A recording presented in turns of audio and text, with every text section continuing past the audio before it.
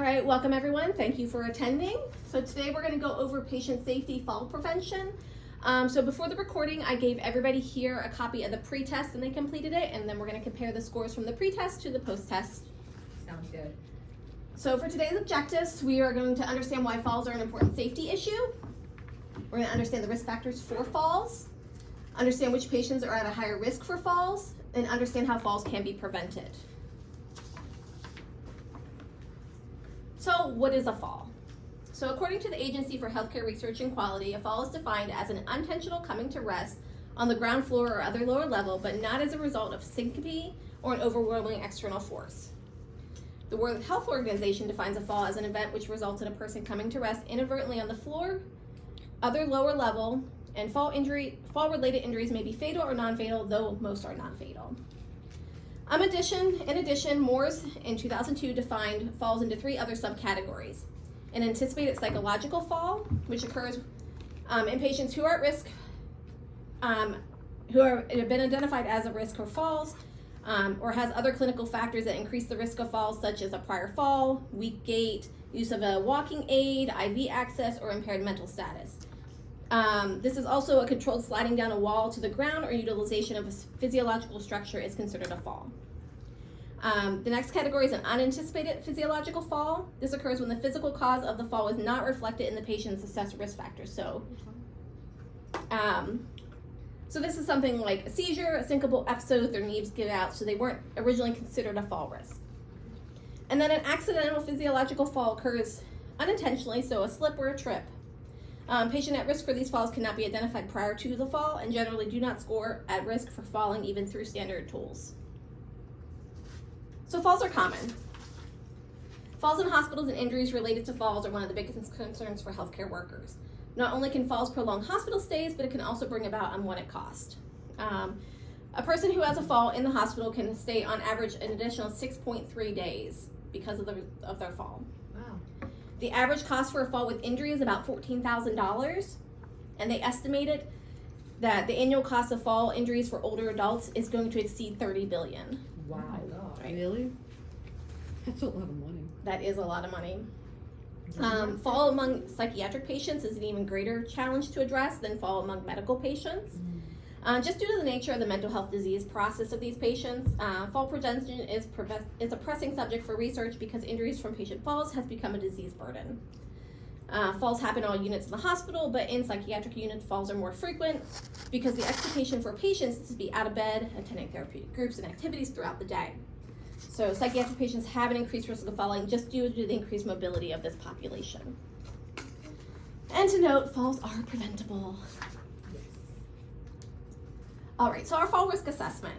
According to Abraham in 2016, the purpose of risk assessments is to allow healthcare professionals to measure the patient's intrinsic risk factors. But hospital-based fall risk tools have proven to be ineffective in preventing falls because of lack of accuracy in identifying individuals at fall risk. The Joint Commission in 2016 says the best way to prevent falls from happening is using a risk assessment tool that is specific to a population being served. The improper use of fall scales may even worsen a patient's fall risk and injury to the patient. Fall intervention programs consist of two parts. One is to identify patients who are at fall risk, and the second is to apply appropriate and specific interventions. Fall risk assessments and interventions must reflect the specific needs of the population that is being served.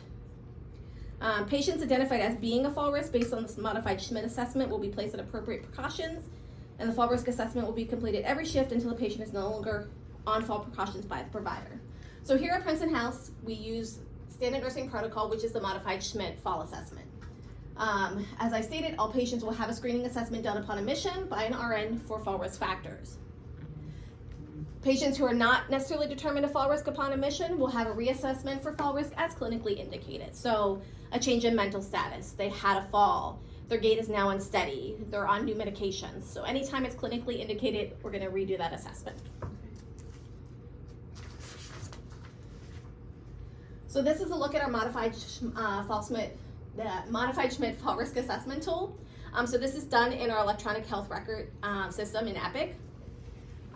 So there are 5 categories. The first category is mobility. So we're going to take a look at our patient, and they're going to score either a 0 or 1 depending on their gait disturbance. So if they can ambulate without gait disturbance, they have a steady gait. they're gonna get a 0. If they ambulate or transfer with assistance devices such as a walker or a wheelchair or an unsteady gait, they're gonna get a 1. If they ambulate with an unsteady gait and assistance, they're also gonna get a 1. And if they're unable to transfer or ambulate, they get a 0 because they're not technically considered a fall risk if they can't transfer on their own. I didn't actually realize that. Yeah, I know, it's surprising. Wow. So we're gonna look at their mentation. Are they alert and oriented? Do they have some episodes of confusion? Are they confused all the time? Or are they comatose and unresponsive? And again, that comatose and unresponsive, they're not gonna score because they're not able to do anything. We're gonna look at their medications. They automatically get a 1 if they're on anticonvulsants, tranquilizers, psychotropics, and hypnotics. And if they're not on any of those, they get a 0. For elimination, are they independent with their elimination? Are they independent but they have frequency or diarrhea? Do they need assistance with toileting, or are they incontinent? And then for their fall history, if they have no prior fall history, they're gonna score a 0. If their fall history is unknown, or they had a fall before admission, whether it was with injury or they had frequent falls before admission, they're gonna get a 1. And if they have fallen during our admission, they're gonna get a 2. So if they score a 3 or higher on the modified Schmidt, they're automatically considered a high fall risk. So this tool is completed again upon admission via the navigator in Epic, and then subsequent assessments will be completed in the daily flow sheet as deemed necessary. So if they're on fall precautions to begin with, based on the admission assessment, every shift then they have to have a fall assessment until the provider decides otherwise. Every shift while awake. Yes.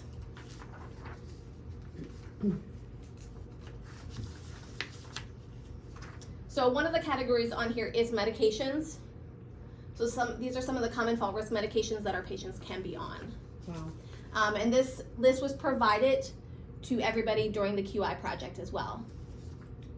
Could you share that slide with me? Absolutely. It's really good. All right, so we're gonna look at some patient scenarios. So here's our first patient scenario.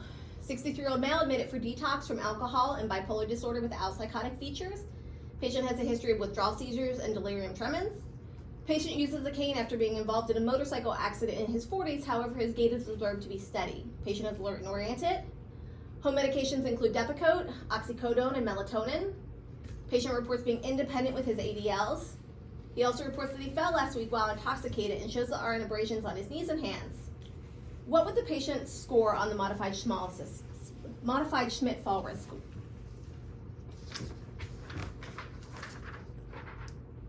All right, so he's able to ambulate.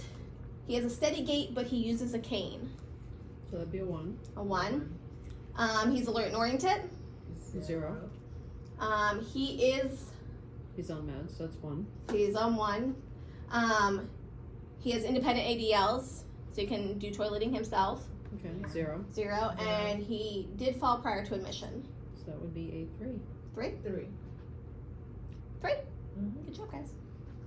All right, patient scenario number 2. 22-year-old female admitted for depression with suicidal ideation. Patient is alert and oriented, observed with a steady gait, and reports being independent with her ADLs. Patient's home medications include Prozac and Klonopin. Patient reports no history of falls. What do you think the score would be for this patient? 1. Let's go back to our assessment here. So, no gait disturbance, alert and oriented. Just 1 for medication. 1 for medications because of That's the it. Klonopin. Yeah. And we got a 1. Good job. Yay. All right, and our third scenario here. 75-year-old female admitted for depression. Upon admission, patient was alert and oriented, utilizing a walker, and was observed with a steady gait. Patient's only home medication is Wellbutrin. Patient cannot recall if she has ever fallen. What is her admission fall risk score? Well, she's got an assisted device, which is a 1. Mm-hmm. She's alert for now. Mm-hmm. Is her She's medication any of those categories there? Psychotropic. Wellbutrin's not considered a psychotropic? No, It is not. it is not. How do I not know that? It's okay. Okay, so then She's would, independent elimination, and she's unsure of her fall She would history. just be a 1 then for her fall history. Yes. All right, so 1 week later, patient is now catatonic and disoriented. She can only ambulate with assistance and has an unsteady gait. The provider started her on Ativan 3 times a day for her catatonia. She is incontinent of urine and feces, She also fell during her admission. Let's go back here. Her score is now like a 20. So she's unable to ambulate. She is confused at all times. She is now on a tranquilizer. She is incontinent, and she is falling during this admission. 5. 6. 6.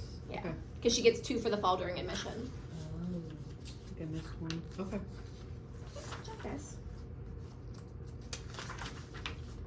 This is actually helpful to review it like this. It really is to actually see it in real time. Yeah, it is. All right, so when you do the modified Schmidt in EPIC, the next column down is the interventions that you're going to place somebody on if they score above a 3. So we're going to look at preventative measures. We're going to apply the STAR indicator to the door, which I don't think I brought with me. Altered elimination we're going to look at, their altered mentation, and altered mobility. Thank you. So, absolutely every patient who is on fall precautions is going to have these things done. We're going to put the STAR indicator on their door. We're going to place a yellow charm on their fall, on their ID band. Yes. Which I did have, but I don't have in here. Appropriate level of supervision. So we're going to determine, do they need to be on a 1-to-1? Here we go, thank you. All right, so this is our fall risk charm that's going to go on any patient determined to be needing fall precautions. We're going to also respect their need for privacy. So if a patient is on a 1-to-1 and they have to go into the bathroom, we do have to go in there with them, and we need to explain that to them because they are a fall risk. And then we're also going to do handoff communication between team members. We want to let the next group coming in know this patient is on fall precautions. You need to be within arm's length of them at all times. Okay. So our plan of care interventions. If a patient is identified to be at risk for falls, a fall prevention plan of care will be developed. So upon admission, we already do care plans. We have to do 2 care plans with a long-term and a short-term goal for each care plan. If they're also determined to be a fall risk, we have to do a fall risk care plan. If they're determined to have seizure history, we have to do a seizure precaution fall care plan. Does the fall risk fall into the long-term or short-term care plan? It would go into the short-term for now. Okay. Because they could potentially be determined not a fall risk anymore in a week. The Okay. provider could take them off. Okay. The plan of care is individualized to meet each patient's special needs based on identified areas of risk and documented on the fall treatment plan form, which is done in EPIC. Fall reduction interventions include Q15s, line of sight, 1-to-1 observations if necessary. Unit restrictions, patients who have been determined to be a fall risk might not be going to the cafeteria or out to smoke. Okay. Possible physical therapy consult. The pharmacist could review their medications. Again, we place that falling star on their door, the charm on their bracelet, and then to look at any environmental hazards, making sure that things in their room are cleaned up, they have a clear path to everything, making sure there's enough lighting for them when they get up in the middle of the night. Yes, Mirabelle? Yeah. So, for example, if a patient has been determined to be a fall risk and they're now like on a mobility device, like a wheelchair and stuff like that, would that still impact the decision of whether or not they should be allowed to go off like smoke breaks and stuff, since they already have somebody who's like, like their 1-to-1s and their lines of sight? So we do still allow them to go out to smoke, even if they are on a 1-to-1 and fall precautions. Okay. It would be up to each individual provider to make that decision. Okay. And then fall prevention interventions can be initiated, modified, or discontinued anytime during the hospitalization based on that patient's need assessment. All right, so we had a patient who falls. What do we do? One of the first things is we're going to get some vital signs. We're going to assess their skin for bruises, skin tears, lacerations, abrasions, deformities. We're going to do a little bit of range of motion with them. We want to make sure there's no new onset limitations. Before they could move all their limbs, maybe now they can't. Check their level of consciousness and orientation. Note any new onset changes. Do a baseline neurological check. We're going to ask them if they're in any pain or discomfort. Okay. And then if they're diabetic, we're going to check a glucose level. However, for most falls, I'm still going to do a blood glucose level regardless if they're a diabetic or not. We're going to notify the attending or a physician on call to evaluate the patient after their fall. We're going to notify the nursing supervisor of the fall. The nursing supervisor, the provider, or the social worker will notify the family. Correct any factors that contributed to the fall. Maybe the patient had loose footwear on, or they were wearing socks that weren't non-skid, anything like that. There was environmental hazards. We want to take a look at that and correct any of that. Didn't have their glasses on. Yeah, didn't have glasses on, pants were too long, maybe they were incontinent.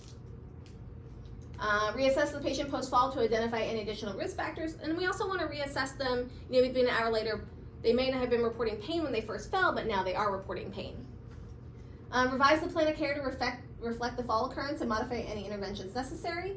And if the patient was not previously identified at risk for falls, initiate fall prevention plan of care. So after a patient does fall in our care, they automatically get put on fall precautions until otherwise determined by the provider. Education. So on a mission, we want to discuss with our patients and the staff goals in preventing falls while hospitalized, provide the patient and family with education on fall prevention measures during the hospitalization as needed, and nursing department staff will be trained annually on fall prevention strategies and risk reduction. So for our documentation, as I said, upon admission, you're going to do the modified fall risk assessment tool. We're going to document anything in our progress notes. So when we do our admission note, if we note that the patient has an unsteady gait or they reported a history of falls, we're going to put all of that in our note. We're going to do the order for fall precautions if they score above a 3 on the modified Schmidt. We're going to complete our documentation within our Rover system, which is our observation sheets. And then we're going to complete the fall treatment plan form as well, which is also done in Epic. All right, so one of the things that we're looking at, so based on some data that we collected from the Princeton House patient safety, nursing, and medical staff, we identified a population at risk for falls, which is adults over the age of 60 who are admitted for substance abuse treatment and medical detox. We currently use the modified Schmidt fall risk assessment tool to identify patients who are at risk for falls on admission. This project is going to evaluate a falls assessment tool that is specific to behavioral health, which is the Wilson-Sims. And we're going to compare it to the modified Schmidt to see if the Wilson-Sims identifies more patients who might be at risk for falls versus the modified Schmidt.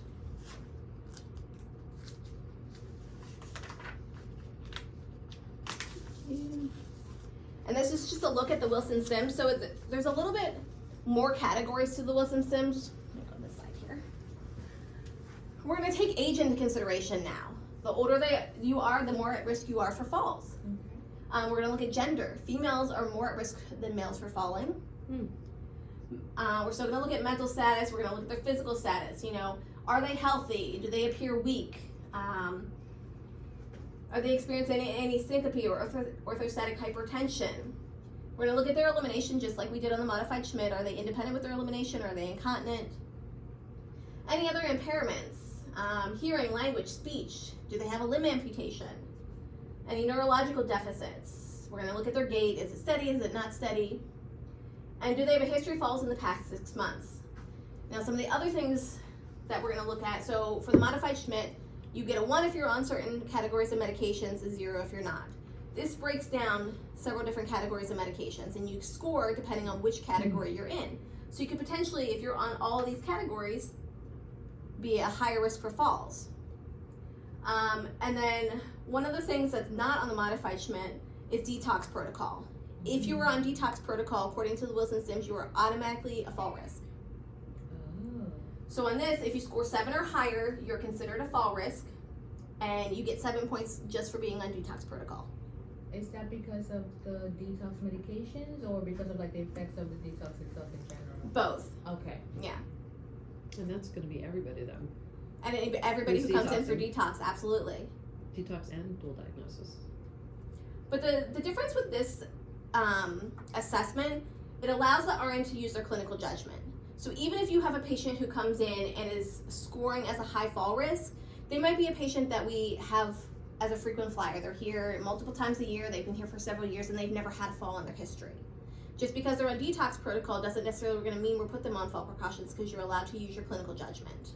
Okay. So that's And there might also be somebody who's scoring as a low risk because they don't have as many risk factors, but when you're starting to look at them, you know, you might consider other things that this doesn't take into consideration and be like, no, I want to put them on fall precautions as a safety precaution. Okay, because that's what I was gonna ask about. Say like if everybody's gonna be on a fall precaution, then does that like affect how people get admitted for detox and stuff like that? But you said that the nurse can use their judgment. Okay. And keep in mind, even if they're on fall precautions, we're not necessarily putting them on like increased observation. Okay. They might not necessarily need a line of sight or a 1-to-1. Okay. It's just, that order for fall precautions, we're gonna, take a couple extra steps to ensure, looking at their medications, not giving them all these different medications at once, kind of spreading them out, So giving them a little bit more education. We just gave you an Ativan for your withdrawal symptoms. We want to make sure you take your time standing up when you get up, sit on the edge of the bed for a minute. If you are starting to feel dizzy, let the nurse know. Okay, so it's more prevention than anything. Yes. Okay. All right, so we're going to do our post-test. So I'm just going to read the question and then you guys let me know what the answers are. Okay. So which of the following statements is correct? Falls have a multifactorial etiology, so fall prevention programs should compromise multifaceted interventions. Regular review of medications can help to prevent patient falls.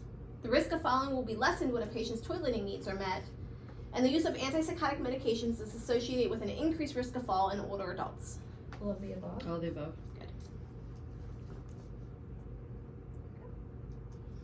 Number 2, a multifaceted intervention program should include the following: individually tailored fall prevention strategies, education to patient and family and healthcare workers, environmental safety, and safe patient handling. All of the above.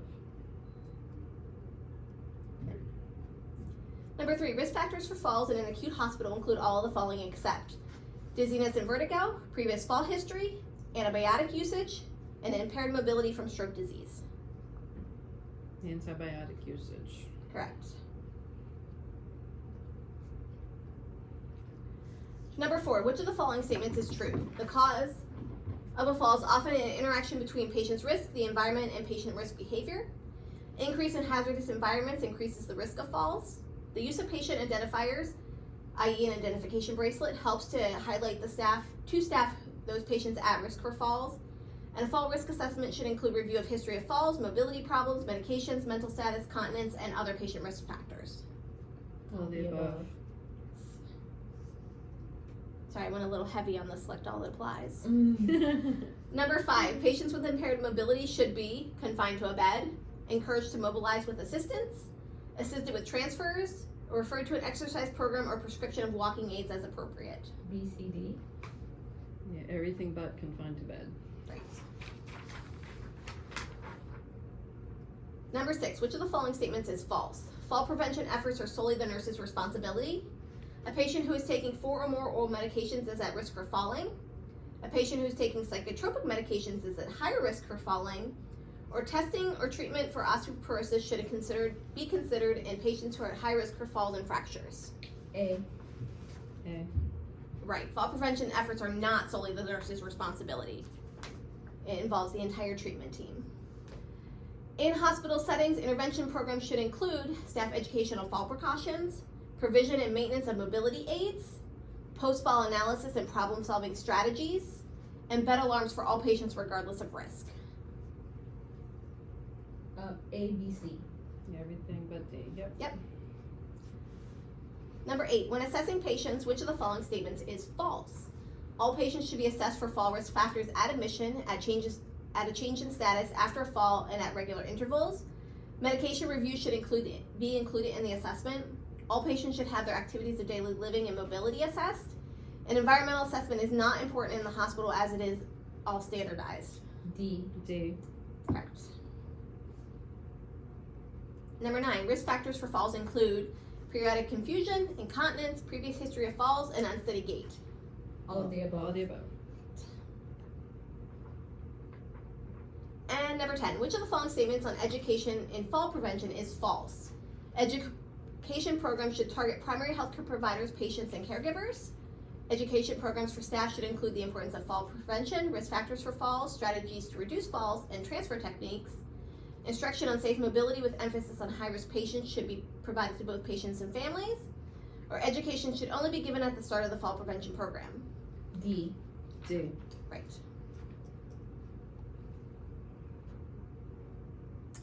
All right, do you guys have any questions, comments, or concerns? I think you answered most of them. Yeah, I think we're just gonna have a lot more patients now on, definitely on fall risk. Yeah, if we decide to go with this psychiatric specific Absolutely. falls assessment. Yeah. Do you have any feelings about this, just based on your experience, one way or the other? So far with the data that I've collected and compared to the modified Schmidt, I think my biggest concern right now is that the modified Schmidt, while is a very good tool, is not being filled out properly. I think if we train nurses to do the assessments a little better, that we might be getting better results with the modified Schmidt versus going with a completely different tool. Okay. Okay, thank you. All right. It was really good, thank you. It was very, Alright, thanks, very guys. informative. And then if you guys have any questions, my references are up here, and you can always shoot me an email. Awesome. Thank you so much. Thank Alright. you, it was good, it's really good. Thank you guys. Do, do.